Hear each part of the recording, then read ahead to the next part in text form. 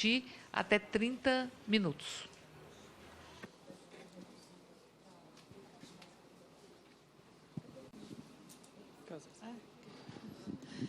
Bom dia a todos. Primeiro, gostaria de comentar da minha alegria desse seminário ter sido construído e realizado, um desdobramento de uma audiência pública que nós fizemos ano passado, também com a deputada Érica. Nós, eu digo nós, porque a universidade participou, junto com o sindicato dos bancários, que fez a solicitação, e a realização desse seminário já demonstra que é importante abrir esse espaço para aprofundar as questões da saúde mental, especificamente no trabalho bancário. E é uma primeira razão da minha alegria. Segunda é poder compartilhar a mesa com o meu colega e amigo, professor Álvaro. Temos trabalhado juntos já há um tempo e sempre é um grande prazer, uma honra escutá-lo. E diria o seguinte: se todos os médicos do trabalho tivessem a formação que o Álvaro tem, nós talvez não estaríamos aqui nesse seminário hoje. Então, e aí eu estou me estendendo aos médicos do trabalho e aos médicos que atendem nos hospitais, nos ambulatórios, a própria formação do curso de medicina. E aí vou estender essa observação às minhas colegas psicólogas, que também, se tivessem essa formação, assim como outras profissões que lidam com a saúde, tanto em relação à formação dentro da universidade, quanto essa preocupação, não é, com o trabalho, que não é tido como categoria central da vida do sujeito, talvez nós já tivéssemos um diagnóstico precoce e uma possibilidade de prevenção anterior a esses adoecimentos e a essa situação, por exemplo, o suicídio no trabalho. Então, o professor Álvaro já adiantou alguns elementos e contextualizou muito bem a situação hoje, né, do trabalho, e eu vou, então, me dedicar um pouco mais e de forma relativamente breve, para termos mais espaço para a apresentação da nossa pesquisa junto ao Sindicato dos Bancários e para o debate, falar um pouco menos até do que eu pensei. Então, eu diria que hoje, a partir da nossa escuta, né, dos bancários, a organização do trabalho bancário, ela tem se transformado e tido, né, alguns desafios muito específicos vinculados a esse tipo de organização do trabalho. Um primeiro que fez essa mudança é que hoje o bancário é um vendedor. Então, essa é uma mudança e as condições que são dadas para essa venda, e eu já escutei trabalhadores bancários falar, eu sou um teleatendente, eu fico 8 horas ou 10 horas no telefone fazendo um negócio. E as condições de trabalho que ele tem, ou a forma de organização do trabalho dele, não é de um teleatendente, mas as exigências é que ele venda como se fosse um vendedor. Então, essa é uma primeira mudança que tem interferido bastante, né, no adoecimento mental. E uma segunda, que o Álvaro falou muito bem, que é o mal que vem ou da Coreia do Norte ou do Irã, não sei de onde, é a avaliação individual.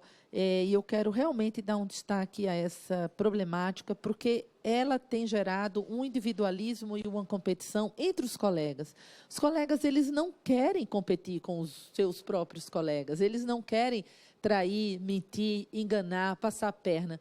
Mas o modelo, ele exige. E aí, o que acontece é que as metas, por exemplo, em algumas instituições financeiras, elas precisam ser atingidas pela equipe, mas a avaliação é individual. Isso provoca uma série de contradições e de competições que vai ser muito aí perniciosa.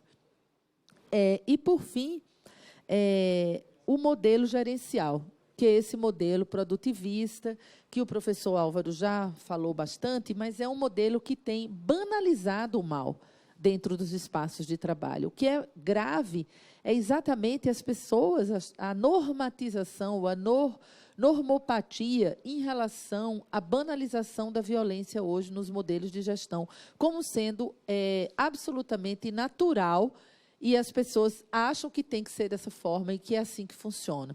Então, isso é extremamente grave, porque é uma patologia da normopatia se instalando no ambiente de trabalho. E aí, nesse sentido, hoje tem sido construídas subjetividades tailorizadas e uma compulsão à repetição, onde não há espaço mais para que haja essa criação. Ou seja, toda a energia, como o professor bem colocou, é usada para bater as metas, no caso dos bancários, e não para pensar, para elaborar, para criar, para, de fato, trabalhar.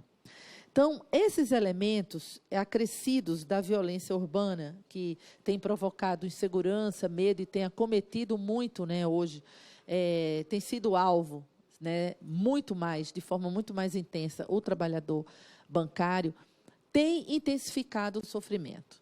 Sofrimento psíquico hoje, que vinculado ao medo, à insegurança, à ansiedade, ele tem sido intensificado e ele tem sido causa de uma série de patologias no trabalho, como a sobrecarga, como a própria violência, como o estresse pós-traumático, se desdobrando numa série de doenças psicossomáticas, uma série de doenças e de transtornos psíquicos. Aquele iceberg que o professor Álvaro mostrou, que é exatamente o que nós trabalhamos e nós, no laboratório, temos nos dedicado ao estudo desse sofrimento, que é muitas vezes invisível, que é muitas vezes negado e que é, na maior parte das vezes, banalizado e retirado, né, o que gera um caráter de desumanização profunda para esse ser, não é, que não assume ou não se apropria desse sofrimento. Ele tem sido se agravado também pela desestruturação dos coletivos e o uso de defesas que as pessoas não estão conseguindo mais usar suas defesas individuais. Elas estão facilmente sendo fracassadas e as defesas coletivas desmontadas em função desse individualismo e dessa competição. Então, com isso, o sofrimento ele se agrava e há uma perda de espaço por conta da falta do reconhecimento e dessa construção do coletivo de trabalho, de um sofrimento mais criativo e de um sofrimento mais ético. Então, hoje nós temos uma carência de sofrimento ético nos espaços de trabalho. O que nós precisamos é nos indignar com o que está acontecendo. É nos indignar com o que está acontecendo com o outro, comigo, sair dessa patologia da indiferença e dessa patologia da normotização de tudo o que acontece.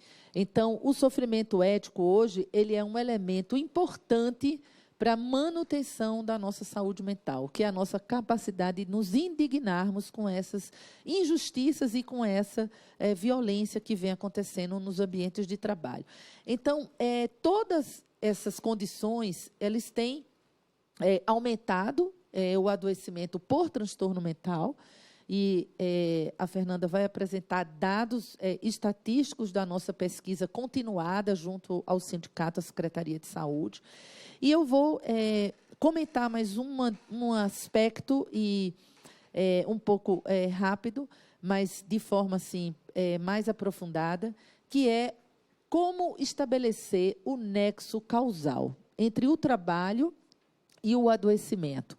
Ou seja, como dar visibilidade a esse sofrimento que existe e que é muitas vezes latente, especificamente na categoria.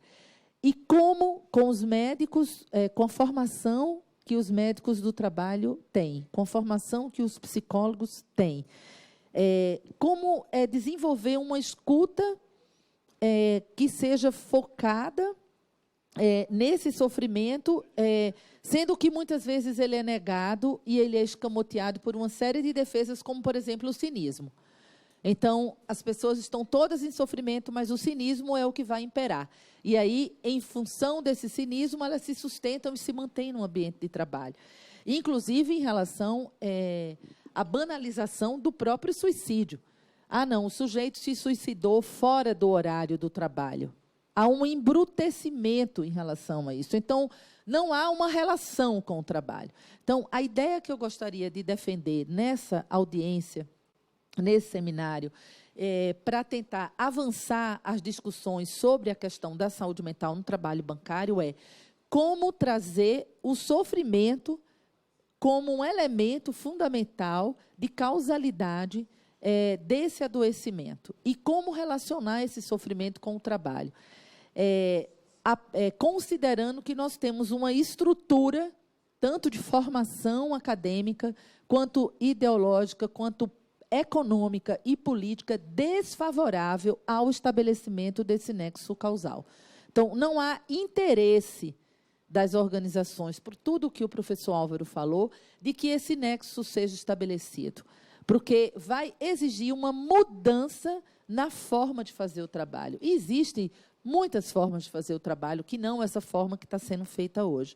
Então, é preciso interferir nessas leis e normas que têm, e aí um trabalho conjunto, empresa, sindicato, Estado, governo, universidade, para conseguir demonstrar essa causalidade entre o sofrimento, o trabalho e o adoecimento.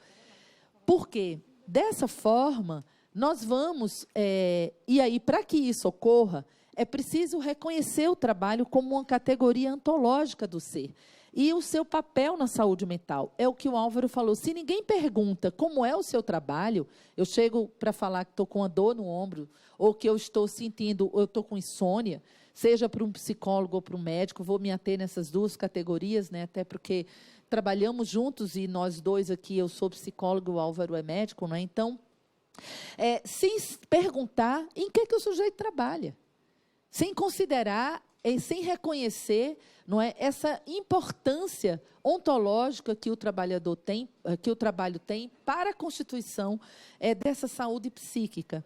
Então, nós precisamos, nós que estamos nessa luta, dar visibilidade a esse sofrimento, só que, para fazer isso, precisamos considerar o trabalho como categoria ontológica do ser.